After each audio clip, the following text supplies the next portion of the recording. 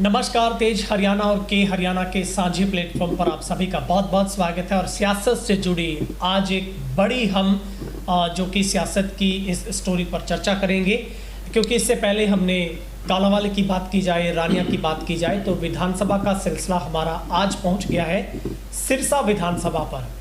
क्योंकि सिरसा विधानसभा भी एक बेहद रोचक सीट है, जहां पर हर बार एक बहुत ही निर्णायक और एक मज़ेदार जो चुनावी जो फैसला है वो यहाँ की जनता करती है।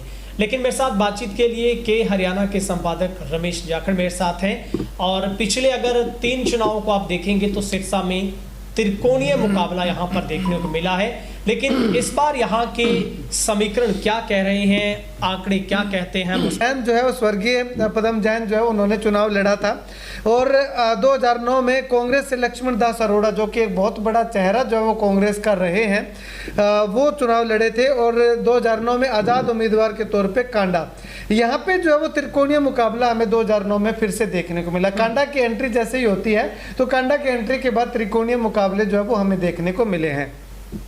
2009 में पदम जैन को इनेलो से 31,678 वोट मिले, लक्ष्मण दास अरोड़ा को 30,328 वोट मिले और आज़ाद उम्मीदवार कांडा को 38,147 वोट मिले। और पहली बार 2009 में कांडा जो है वो यहाँ से गोपाल कांडा जो है वो विधायक बनते और उस समय शायद वो गृह मंत्री भी जो है वो रहे थे कांग्रेस की सरकार उस समय हुड्डा सरकार में गृह मंत्री रहे थे।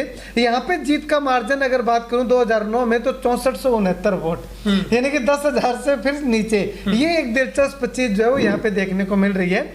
उसके बाद गुरविंदर हम लोग आ जाते हैं 2014 में।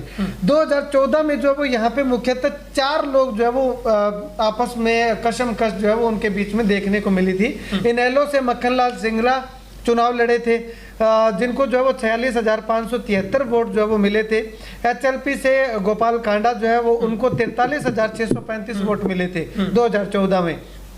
बीजेपी से सुनीता सेतिया चुनाव लड़ी थी और उनको 38,742 वोट मिले थे। और कांग्रेस से नवीन केडिया आ गए थे, उनको 97,179 वोट मिले थे। यहाँ पे गुरविंदर कांग्रेस का डाउनफॉल जो है वो 2014 के अंदर हमें देखने को मिला था, शुरू हो चुका था। क्योंकि इससे पहले 2009 में जो है वो कांग्रेस से लक्ष्मण दास अरोड़ा चुनाव लड़ते हैं तो 30,000 वोट लेते हैं। उसके बाद नवीन केडिया चुनावी मैदान में आते हैं तो उसके तीसरे हिस्से के वोट भी जो है वो नहीं ले पाए, 97,179 वोट जो वो उनको मिलते हैं। और यहाँ 2014 में अगर हार जीत के मार्जिन की अगर बात करें तो मक्खनलाल सिंगला जो है वो इनेलो की सीट पे, इनेलो की टिकट पे जो है वो जीते थे और 2938 वोटों से जो है वो जीत उनकी जो है वो दर्ज होती है। यानी कि यहाँ पे भी 5,000 से कम का मार्जिन जो है वो रह जाता है।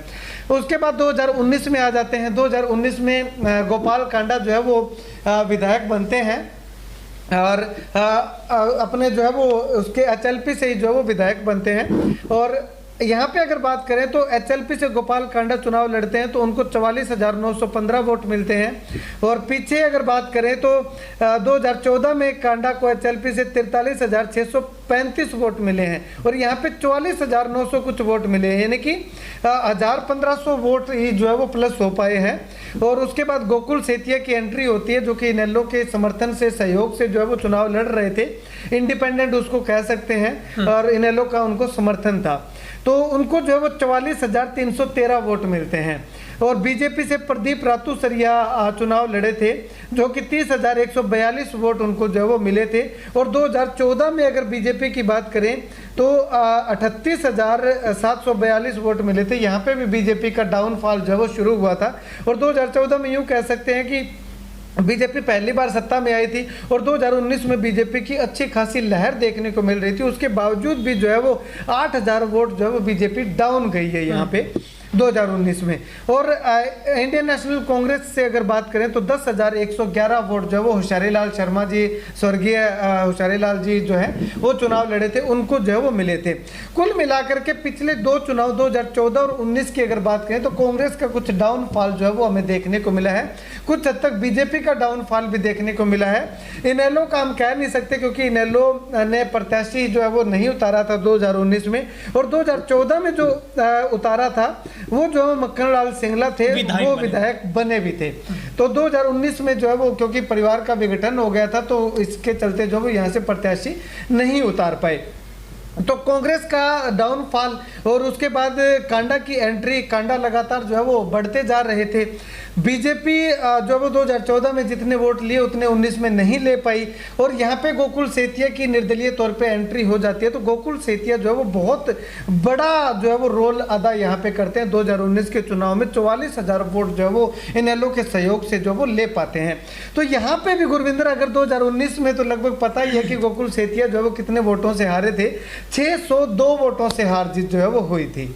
तो यानी कि कुल मिलाकर के ये तो पूरा डेटा जो है वो 2019 तक का जो है वो रहा है कि किस सन में किस विधानसभा पे, सिरसा विधानसभा पे कौन सी पार्टी का कहाँ पे क्या वर्चस्व रहा था। लेकिन कुल मिलाकर के अगर मैं आपको बताना चाहूँ गुरविंदर, तो जैसे ही जो लक्ष्मण दास अरोड़ा हैं उनके देहांत के बाद यूँ कहें कि कांग्रेस का लगातार जो है वो डाउनफॉल आना जो है वो यूँ कह सकते हैं कि शुरू हो चुका है। क्योंकि 2009 में लक्ष्मण दास अरोड़ा चुनाव लड़ते हैं, उसके बाद उनका देहांत हो जाता है। तो उसके बाद जो है वो कांग्रेस नवीन केडिया पे भरोसा जताती है, उसके बाद होशियारीलाल शर्मा पे भरोसा जताती है। तो कांग्रेस जो है वो कहीं ना कहीं अप नहीं हो पाई है। अब ऐसे में कांग्रेस की लगातार इस बार थोड़ा सा माहौल हमें देखने को मिल रहा है, जिस तरह से हरियाणा लोकसभा में देखने को मिला।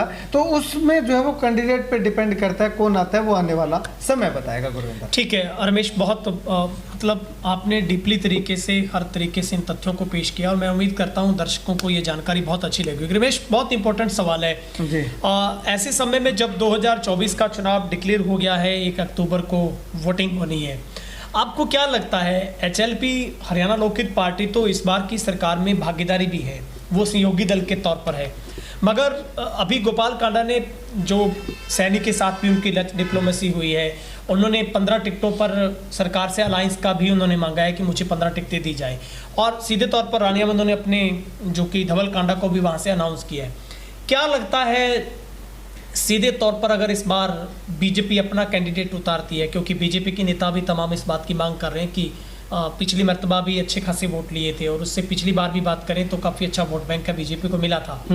तो क्या लगता है बीजेपी की स्ट्रेटजी क्या रहने वाली है, और इसका सीधे तौर पर अगर बीजेपी अपना कैंडिडेट यहाँ पर उतारती है तो क्या लगता है किसको सीधे तौर पर डेट पहुँच सकता है? हाँ बिल्कुल, देखिएगा सीधे तौर पे अगर इसकी बात करें तो क्योंकि गोकुल सेतिया के साथ बीजेपी का कोई संबंध है ही नहीं, और गोकुल सेतिया का अगर इनेलो अपना कैंडिडेट उतारती है, गोकुल सेतिया अगर निर्दलीय आते हैं, तो जाहिर तौर पे बात है, सीधी सी बात है कि गोकुल सेतिया को उसका खामियाजा भुगतना पड़ेगा। तो वही सिस्टम यहाँ पे है। हालांकि गोपाल कांडा अपनी एचएलपी से चुनाव लड़े थे और विधायक बने थे यहाँ पे, लेकिन लगातार जो है वो बीजेपी के सहयोगी दल के रूप में जो है वो गोपाल कांडा लगातार चलते आए हैं।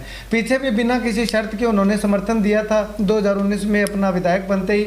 उसके बाद जब नायब सैनी जो मुख्यमंत्री बने तब भी बिना किसी शर्त के समर्थन दिया था।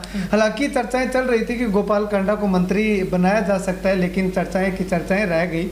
और उसके बाद अगर काम की बात करें, विकास कार्यों की बात करें, तो आज गोपाल कांडा जो है वो लगातार कह रहे हैं कि उनके प्रयासों से भारतीय जनता पार्टी के गुणगान कर रहे हैं कि भारतीय जनता पार्टी ने बहुत अच्छा काम किया, बहुत विकास कार्य किए हैं। अगर कल को इनका गठबंधन साथ नहीं रहता है, चुनाव अलग अलग लड़ने का फैसला होता है, तो जाहिर तौर पे सीधा सा ये है कि गोपाल कांडा क्रेडिट अपने आप को देने की सोचेंगे कि मैंने जो है वो भारतीय जनता पार्टी में रहते हुए या मैंने जो है वो विधायक रहते हुए ये काम करवाए। तो कहीं ना कहीं वो आपस में खींचतान उनकी जो है वो बढ़ने की संभावना दिखाई दे रही है। और ऐसे में इधर बीजेपी का अगर कैंडिडेट आएगा, प्रत्याशी आएगा, तो वो कहेगा कि हमारी सरकार ने करवाया। तो कहीं ना कहीं अगर बीजेपी का प्रत्याशी आता है तो गोपाल कांडा पे हल्का सा असर इसका हमें जो है वो देखने को और मिल सकता है। और जाहिर तौर पर उसका सीधा जो क्रेडिट है वो सरकार को ही मिलेगा और बीजेपी को ही मिलेगा उसका। हाँ बिल्कुल, क्योंकि सरकार को तो जाना ही है, क्योंकि अभी गोपाल कांडा जो कर रहे हैं तो सरकार के गुणगान कर रहे हैं। सरकार के गुणगान करते हुए सरकार के साथ लग के जो है वो विकास कार्य करवाने की बात लगातार कही जा रही है। तो ये बाद में भी तो जो है वो सरकार ने करवाए तो सरकार के साथ ही रहेंगे। हाँ, अगर कांग्रेस से विधायक होते या उनके साथ अलायंस में ना होते तो गोपाल कांडा अगर अपने प्रयासों से अपने विधायक कोटे का पैसा लेकर के आके अगर इस तरह से करवाते, जैसे कालावाली में शिषपाल केरवाला है या डबवाली में विधायक अमित सिहाग है या ऐलनाबाद में अभय चौटाला है, वो अगर विकास कार्य गिनवाए हैं कि ये करवाए हैं तो उनके प्रयासों से करवाए हैं, वो पैसा लेकर के आए। लेकिन यहाँ पे गोपाल कांडा तो बीजेपी का हिस्सा है, अलायंस है उनका, तो वो जो है वो कहीं ना कहीं उसके साथ अटैच करके जो है वो जोड़ के देखा जा रहा है। ठीक है रमेश, क्या लगता है, क्योंकि जब उन्होंने बिना शर्त के खट्टर सरकार को भी समर्थन दिया, उसके बाद सैनी सरकार को भी दिया, लेकिन चर्चा ये थी कि उनको मंत्रिमंडल में लिया जा सकता है, मगर बीजेपी ने उनको मंत्रिमंडल में लिया नहीं। आपको क्या लगता है, क्या सरकार ने मतलब एक हलोपा का विधायक होने के तौर पर उनको तवज्जो नहीं दी? ठीक है, उनके भाई ने बीजेपी को जरूर ज्वाइन किया, उन्होंने इलाहाबाद से उपचुनाव भी लड़ा, तो क्या लगता है बीजेपी इस बात को लेकर कितनी आपको गंभीर नजर आती है कि हलोपा के साथ कोई अलायंस होगा, या फिर ये भी चर्चा चल रही है कि सिर्फ बीजेपी अगर ज्वाइन करने पर ही उनको टिकट मिल सकती है? बिल्कुल, देखिएगा अभी पीछे अमित शाह यहाँ पे आए थे, केंद्रीय गृह मंत्री, तो उनका जो है एक बयान सुनने में आया था, लगातार सोशल मीडिया पे चर्चाएं चली थी कि उनका साफ तौर पे यही बयान था। हरियाणा में जब कमेटी की मीटिंग थी उनकी प्रदेश स्तरीय, तो उसमें कहा था कि हरियाणा में उनका किसी के साथ कोई गठबंधन नहीं है और हरियाणा में बीजेपी अकेले चुनाव लड़ेगी। तो इस तरह के अगर जब केंद्रीय नेतृत्व ने मना कर दिया तो अब जो प्रदेश का नेतृत्व है वो क्या डिसीजन लेता है उस पर जो है वो डिपेंड करता है, क्योंकि हालांकि अभी तक नायब सैनी भी जो है वो यहाँ पे आए थे, लंच डिप्लोमेसी जब हुई थी तो उस समय कह के गए थे कि गठबंधन है इनका जो है वो एचएलपी के साथ, लेकिन उसके 2 दिन बाद जो है वो अमित शाह जो है वो इस चीज़ को डिनाई कर देते हैं। तो कहीं ना कहीं उनकी खींचतान जो है वो लगातार अभी जारी है। अभी आने वाले समय में क्या इस गठबंधन पे पक्की मुहर लगती है, क्या गठबंधन के तहत ये चुनाव लड़ा जाता है या नहीं लड़ा जाता, वो आने वाला वक्त बताएगा। लेकिन अभी अगर बात करें तो गोपाल कांडा 3 मेंबर हैं अभी चुनाव लड़ने वाले कांडा के परिवार से। गोपाल कांडा खुद है और गोविंद कांडा है और धवल कांडा है, तो तीनों ने जो है वो अलग अलग स्ट्रेटजी जो है वो यहाँ पे गोपाल कांडा की देखिएगा कि अपना रखी है। इधर धवल कांडा को जो है वो एचएलपी की तरफ से उम्मीदवार घोषित कर दिया कि एचएलपी से धवल कांडा लड़ेगा, और उधर बीजेपी से जो है वो गोविंद कांडा बीजेपी में है क्योंकि पीछे उपचुनाव भी उन्होंने जो है वो ऐलनाबाद का लड़ा है बीजेपी के टिकट पे, तो बीजेपी से वो है। और सिरसा में जो है वो गोपाल कांडा खुद इंडिपेंडेंट या यूं एचएलपी से कह सकते हैं कि एचएलपी से चुनाव लड़ने की इच्छुक है या चुनाव लड़ने की लगातार चर्चा चल रही है कि साथ में वो कह रहे हैं कि मैं सरकार के भी साथ हूं। तो अगर उनकी गठबंधन हो गया सरकार के साथ फिर तो ठीक है, भाजपा के साथ फिर तो वो भाजपा से जो है वो ये चुनाव लड़ लेंगे, अगर तीनों ही चुनाव लड़ लेंगे भाजपा से। अगर नहीं होता है तो गोविंद कांडा जो है वो भाजपा से चुनाव लड़ेंगे और गोपाल कांडा और धवल कांडा जो वो अपने हलोपा से चुनाव लड़ेंगे। लेकिन कहीं ना कहीं एक चर्चा ये भी चल रही है कि अब गोपाल कांडा जिस तरह की शर्तें जो अब रख रहे हैं, तो बीजेपी भी एक शर्त ये चर्चा आ रही है कि रख रही है कि गोपाल कांडा भी भारतीय जनता पार्टी ज्वाइन कर ले और उसके बाद जो है वो कुछ सोचा जा सकता है कि चुनाव लड़वाया जाए या ना लड़वाया जाए। तो अब गोपाल कांडा मुझे नहीं लगता कि भारतीय जनता पार्टी की सदस्यता लेंगे या भारतीय जनता पार्टी ज्वाइन करेंगे, क्योंकि उनके पास एक अल्टरनेट है और हलोपा अल्टरनेट है, हलोपा से चुनाव लड़ सकते हैं। और उस हलोपा से 2 बार चुनाव लड़ा है उन्होंने, 3 बार, और तीनों बार ही जो है वो बहुत अच्छा जो है वो परफॉर्मेंस उनकी जो है वो रही है। 2 बार तो उसमें से विधायक भी बने हैं, तो वो मुझे नहीं लगता कि कहीं ना कहीं बीजेपी में जा करके बीजेपी का पटका पहन करके अपनी हलोपा छोड़ करके और बीजेपी में जाएंगे तो उससे जो है वो चुनाव लड़ सकते हैं। ठीक है रमेश, आखिरी 2 सवाल बहुत ही महत्वपूर्ण सवाल रह जाते हैं। हम पलटकर वापस कांग्रेस पर आते हैं, क्योंकि पिछले 2 टर्म के चुनाव में 19 और 14 का हम देखें तो कांग्रेस के लिए डाउनफॉल है वो बहुत गहरा आघात एक तरीके से कांग्रेस के वोट बैंक पर लगा है। लेकिन इस बार जब सत्ता में वापसी केंद्र में भी कांग्रेस ने की है, 5/5 हरियाणा में हुआ है और बहुत अच्छे मार्जिन के साथ कुमारी सैलजा ने एक बतौर सांसद के तौर पर यहाँ से जीत दर्ज की है। आपको क्या लगता है उनका अच्छा खासा प्रभाव सिरसा सीट पर भी है, और ऐसा माना जा रहा है कि सिरसा की सीट उन्हीं के कोटे से आ सकती है या हुड्डा को खेमे से भी आ सकती है। लेकिन क्या लगता है कांग्रेस की सीट का जो जब यहाँ पर निदान होगा तो कितनी महत्वपूर्ण भूमिका कांग्रेस इस बार इस त्रिकोणीय मुकाबले में निभा सकती है, और सीधे तौर पर जब गोकुल सेतिया सामने हैं और उधर गोपाल कांडा के बीच में अगर मुकाबला है तो कांग्रेस कहाँ स्टैंड करती है? कितनी बड़ी आपको लगता है कि इस बात को लेकर इस बार टाइट फाइट हो सकती है यहाँ पर? जी बिल्कुल गुरविंदर, देखिएगा इसमें पहले तो सिरसा में जो कांग्रेस के प्रत्याशी हैं उनकी बात कर लेते हैं कि सिरसा में, क्योंकि लगातार जो चर्चाएं यही हैं कि कांग्रेस का अभी एक प्रत्याशी फाइनल नहीं है। सिरसा में अगर कोई बड़े चेहरे की बात करें तो जिस प्रकार से बड़ा चेहरा जिसको कह सकते हैं वो देखने को नहीं मिल रहा अभी तक तो। हाँ। कि जैसे लक्ष्मण दास अरोड़ा थे, जीत भी दर्ज की, अच्छे खासे वोट भी जो है वो उन्होंने लिए थे, लेकिन उस तरह का कोई चेहरा जो है वो कांग्रेस के पास नहीं है। सबसे पहले अगर बात करें तो प्रत्याशियों की बात करते हैं। राजकुमार शर्मा है जो कि स्वर्गीय होशियारीलाल शर्मा के बेटे हैं। नवीन केडिया हैं जो पीछे चुनाव लड़े थे और पीछे चुनाव में जो 9700 वोट आए, यानी कि 10,000 से भी नीचे आए हैं। उसके बाद वीरबान मेहता हैं, आनंद बियानी हैं, राजन मेहता हैं। राजन मेहता और वीरबान मेहता पिता पुत्र आगे दोनों ने अप्लाई कर लिया। और मोहित शर्मा है, मोहित शर्मा भी यहाँ पे अगर बात करें तो राजकुमार शर्मा के बेटे हैं। वो भी जो है वो युवा की दौड़ में आते हैं कि युवाओं को अगर कोटा मिलता है तो उनके हिस्से में आ सकती है। और उसके बाद अगर बात करें तो पुनीता रानी हैं, ये महिला कोटे से भी आ सकती हैं। और करण चावला है और अमीरचंद चावला है, ये पिता पुत्र यहाँ पे फिर रहे हैं, करण चावला और अमीर चावला। प्रेम शर्मा है, कपिल सरोगी है और कृष्णा फोगाट हैं, ये भी महिला चेहरा है जो कि इंडियन नेशनल लोकदल छोड़ करके अभी बीजेपी इसमें कांग्रेस में आई है। और इसके अलावा रणधीर सिंह है और मुंशी राम शोरान है, ये हैं। इनमें जो है वो अगर बात करें तो कोई इतना बड़ा चेहरा हमें नहीं लगता कि कोई बड़ा चेहरा हो कि जिसके आते ही एक तरफा माहौल जो है वो हो जाए। तो अब इसमें अगर बात करें तो कांग्रेस पिछले 2 प्लान के अंदर अगर बात करें तो कांग्रेस लगातार डाउनफॉल 10,000 के आसपास जो है वो घूमती रही है। सीधे तौर पर एक 9,000 एक 11,000, 2 चुनाव में 20,000 वोट भी नहीं ले पाई कांग्रेस। हाँ 20,000 तो प्लस कर गई होगी, लेकिन 22,000 कह सकते हैं कि 22,000 जो है वो नहीं ले पाई है। तो अब इतना डाउनफॉल आने के बाद अब चाहिए यहाँ पे कांग्रेस को एक बड़ा चेहरा जो एकदम से आकर के ये 22,000 तो कवर करे ही करे, ये जो जमानतें जब्त हुई है इसके साथ जो इतना प्लस और करे ताकि कांग्रेस जो वो एक सम्मानजनक स्कोर की ओर जो वो जा सके। जीत तो एक बार दूर की बात है, पहले जो वो कांग्रेस को सम्मानजनक स्कोर जो है वो तय करना होगा, उसके लिए एक बड़ा चेहरा चाहिए। बड़ा चेहरा अभी है नहीं। और हाँ ठीक है, कुमारी शैलजा का यहाँ पे प्रभाव ठीक है, उनके रसूख से क्योंकि वो बड़ा चेहरा है तो उनके रसूख से जो वो कुल मिलाकर के यूँ कह सकते हैं कि कांग्रेस जो 10,000 कांग्रेस जो है वो पिछले 2 चुनाव में देखने को मिल रही थी, तो कुछ जो है वो बढ़ सकती है। चाहे किसी को भी टिकट दे दे तो कुछ एक हद तक जो है वो बढ़ सकती है। लेकिन अगर यहाँ पे चाहे कोई बाहर से भी कैंडिडेट ले आए, अगर कोई बाहर से भी कैंडिडेट लाते हैं, बड़ा चेहरा होता है तो कांग्रेस यहाँ पे कहीं ना कहीं फाइट देती हुई दिखाई दे सकती है।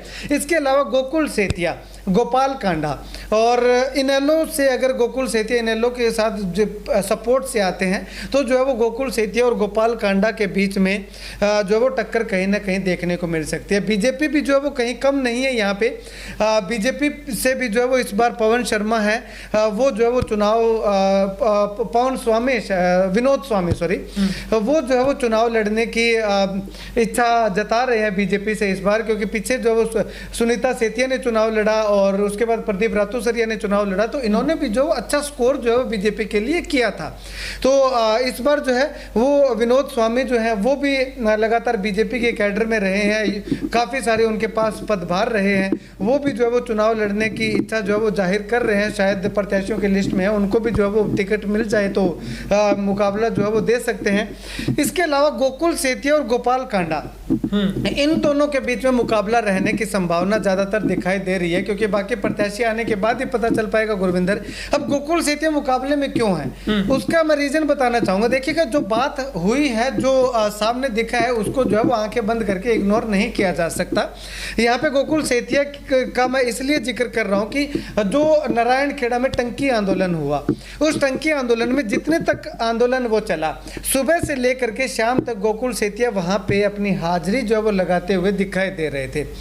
ना उनको माइक का शौक उन्होंने जताया कि मुझे माइक अगर दोगे तो ही मैं यहाँ पे आऊँगा, गांव के लोगों पे, किसानों पे छोड़ दिया उन्होंने कि अगर आप माइक पे बोलने दोगे तो एक किसान के नाते राजनीति में यहाँ पे कोई बात नहीं करूँगा, एक किसान के नाते मैं अपनी बात रख दूंगा, अगर नहीं दोगे तो नहीं रखूँगा। उसका लास्ट में जो है वो जब खत्म हुआ था धरना तो मैंने इंटरव्यू भी किया था गोकुल सेतिया का, तो एक तो वो भागीदारी उनकी जो वो यहाँ वहाँ पे देखने को मिली। उसके अलावा लगातार मुद्दे जो उठाते रहते हैं, लाइव आकर के सिविल हॉस्पिटल में गरीब गुरबे के वो मुद्दे जो है वो गोकुल सेतिया उठाते रहते हैं, तो उनके टच में लगातार जो है वो बने हुए हैं।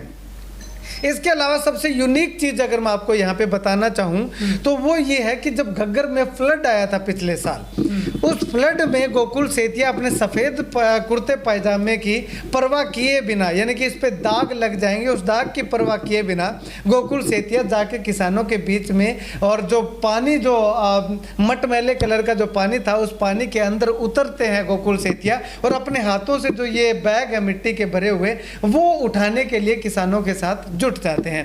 वो तस्वीर जो है वो गुरविंदर आज तक किसी भी नेता की हमें देखने को नहीं मिली। इसीलिए मैं ये गोकुल सेतिया का जिक्र जो है वो कर रहा हूँ कि गोकुल सेतिया ने जो वो काम किया, अगर वो कोई और नेता कर लेता तो उसका भी जिक्र करता, लेकिन कोई और किसी भी नेता ने यहाँ पे नहीं किया, तो उसका बेनिफिट कहीं ना कहीं जो आने वाले समय में वो वीडियो जो है वो आगे वायरल होंगी, वो चलेंगी, तो उसका बेनिफिट गोकुल सेतिया को सीधे तौर पर उनका लोगों के साथ लगाव, जुड़ाव और जनता के बीच में रहना उनका बेदाग छवि के तौर पर एक अपने आप में एक मिरोल। हाँ, बिल्कुल बिल्कुल। और इसके अलावा एक प्रत्याशी, एक चेहरा और भी है, सीए दरवेश स्वामी।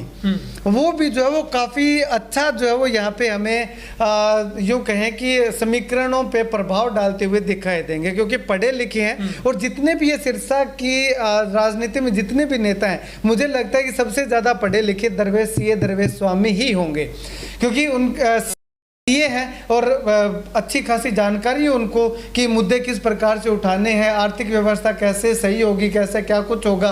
और उन्होंने जो अपना मैनिफेस्टो जारी किया गुरविंदर, उसमें किसानों के लिए बहुत ही अच्छी और यूनिक चीजें जो है वो लेकर के आ रहे हैं। मैं पीछे इंटरव्यू भी उनका करके आया था, तो उसमें उन्होंने बताए थे किसानों को पीछे क्यों पीछे धकेला जा रहा है, किसान को आगे लेकर के आने की कोई जो है वो सुध नहीं ले रहा है। तो उनका साफ तौर पर कहना है कि किसानों को आगे लाने के लिए और इसके अलावा इस शहर के विकास के लिए, इस सिरसा विधानसभा के विकास के लिए उनके पास ऐसे ऐसे प्रोजेक्ट हैं जो ये नेता जो है वो कभी सोच भी नहीं सकते, वो लेकर के वो आ रहे हैं। हालांकि निर्दलीय तौर पे चुनावी मैदान में जनता उन पे कितना भरोसा जिताती है वो तो आने वाला वक्त बताएगा, लेकिन अगर उनको देखना चाहते हैं तो एक बार वो इंटरव्यू जो है वो उनका जरूर देखना चाहिए और उनका स्पीच जो है वो एक बार जरूर सुनना चाहिए। ठीक है रमेश, आखिरी सवाल मैं 2 पॉइंट के साथ आपसे पूछ लेता हूँ। सबसे महत्वपूर्ण इसलिए हो जाता है कि अभी हरियाणा में इस बार आम आदमी पार्टी भी 90 की 90 सीटों पर चुनाव लड़ रही है, तो क्या लगता है सिरसा सीट पर आम आदमी का कितना प्रभाव आपको नजर आता है? और दूसरा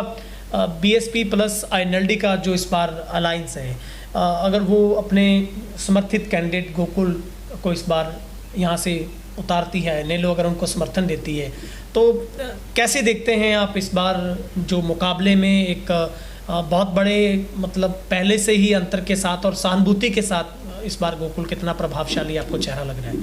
हाँ बिल्कुल देखिएगा, क्योंकि पिछली बार इनेलो का अकेले का समर्थन था और इनेलो 2 फाड़ हो चुकी थी, उसमें भी गोकुल सेतिया जो है वो 600 वोटों से पराजित होते हैं। और लास्ट में कहा जा रहा है कि गोकुल ने जो है वो अपना थोड़ा सा चुनाव संभालने की बजाय जो वो कहीं और ध्यान लगा दिया था, वो मैं नहीं यहाँ पे डिस्कस करना चाहूँगा कि अगर वो अपने चुनाव पे ध्यान लगाते तो शायद वो जीत जाते, ऐसी चर्चाएं बाद में चली भी थी। इस बार बीएसपी का इनेलो के साथ गठबंधन है और अगर वो एज इट इज आ जाते हैं ऐसे कैसे, मुझे नहीं लगता कि इनेलो बीएसपी का गठबंधन के साथ बिना पार्टी ज्वाइन किए हुए दोनों पार्टियां जो उनको समर्थन करेंगी, संभावनाएं कम ही लग रही हैं। बाकी अगर आ भी जाते हैं तो गोकुल के लिए ये बहुत ही बढ़िया प्लस पॉइंट होगा।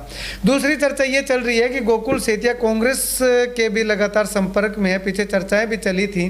अब हालांकि इसमें कितनी सच्चाई है वो तो अब नहीं कह सकते, लेकिन अगर कांग्रेस से गोकुल सेतिया आ जाते हैं तो कहीं ना कहीं जो है वो गोकुल सेतिया अपना मुकाबला जो है वो देते हुए दिखाई देंगे और कांग्रेस का भी जो है वो काफ़ी अच्छे स्तर पे जो है वो एक अच्छा सम्मानजनक स्कोर जो है वो देखने को मिल सकता है।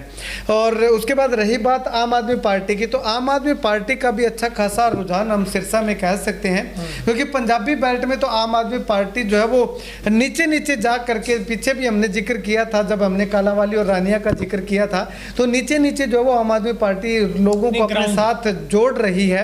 और इसी का रीजन है कि जिला परिषद में जो अब आम आदमी पार्टी के 6 जो पार्षद जो वो जीत करके आए थे पूरे सिरसा जिला से, तो कहीं ना कहीं गरीब वर्ग पे कहें तो आम आदमी पार्टी जो है वो कुछ ना कुछ हद तक जो है वो इफेक्ट डाल सकती है। तो उसका जो है वो कहीं ना कहीं अगर बेनिफिट जाएगा तो वो यूँ कह सकते हैं कि भारतीय जनता पार्टी को उसका बेनिफिट जो है वो आम आदमी पार्टी जितनी भी ज़्यादा बढ़ेगी तो उसका हम कह सकते हैं, क्योंकि पीछे चर्चाएं चली भी थी कि आम आदमी पार्टी अगर जहाँ पे मुकाबले में होती है या त्रिकोणीय मुकाबला होता है तो वहाँ पे भारतीय जनता पार्टी को जो है वो बेनिफिट मिलता है, क्योंकि 2 गुटों के बीच में जो आपस में लड़ाई करते हैं उसमें से बीच में से भाजपा जो है वो निकल जाती है। तो यहाँ पे कहीं ना कहीं आम आदमी पार्टी अगर स्ट्रांग होती है तो भाजपा को जो है वो बेनिफिट मिलता हुआ दिखाई दे रहा है। और त्रिकोणीय मुकाबला जब यहाँ पे बन जाता है, यहाँ पे 4 कोणीय मुकाबला जो है वो इस बार बनने की संभावना है। एक गोकुल या कांग्रेस से बात कर ले, कांग्रेस, बीजेपी, गोपाल कांडा और इनेलो बीएसपी, 4 कोणीय मुकाबला जो है वो यहाँ पे देखने को मिलेगा। और इनेलो जो है वो इस बार बीएसपी के गठबंधन के साथ, बाकी और हरियाणा भर की तो नहीं कह सकता, लेकिन सिरसा जिला की अगर बात करें तो एक जोरदार वापसी के साथ जोरदार जो है वो वापसी करती हुई दिखाई दे रही है। ठीक है रमेश, बहुत बहुत शुक्रिया सारी जानकारी के लिए। और ये था सिरसा विधानसभा सीट का पूरा रिकॉर्ड, पूरा ब्यौरा जो कि हमने आंकड़ों तथ्यों के साथ आपके सामने रखा है। और इस बार बहुत ही रोचक मुकाबला इस बार भी जो कि 2024 के चुनाव में सिरसा विधानसभा से देखने को मिलेगा। लेकिन तमाम जो इस बार के आंकड़े हैं वो कहीं ना कहीं निर्भर करते हैं कि कांग्रेस का चेहरा कौन होगा। क्या गोकुल की वापसी कांग्रेस में हो जाती है या फिर वो एक समर्थन के तौर पर आईएनएलडी के साथ ही रहकर चुनाव लड़ेंगे। लेकिन ऐसा लग रहा है कि गोकुल और कांडा की जो एक बहुत इस बड़े मुकाबले में कहीं ना कहीं कांग्रेस का चेहरा भी बहुत कुछ तय करेगा। और ऐसे में जेजेपी भी अभी आने वाले वक्त में अपना चेहरा उतारेगी, उसका कितना असर सिरसा की विधानसभा सीट पर देखने को मिलता है। लेकिन आईएनएलडी और बसपा इस बार किस परफॉर्मेंस के साथ किस चेहरे पर अपना दांव खेलती है या फिर गोकुल को ही मौका मिलता है, तो निश्चित तौर पर इस बार बहुत ही निर्णायक जो यहाँ पर मुकाबला देखने को मिलेगा। खैर, आपकी राय हम देखेंगे कमेंट सेक्शन में। दोनों चैनल पर जाकर अपनी राय आप कमेंट बॉक्स में जरूर रखिएगा। और फेसबुक पर हमारे के हरियाणा और तेज हरियाणा को फॉलो करिए, लाइक करिए। और यूट्यूब पर हैं तो दोनों चैनल को आप सब्सक्राइब करिए, ज्वाइन करिए। बहुत बहुत शुक्रिया।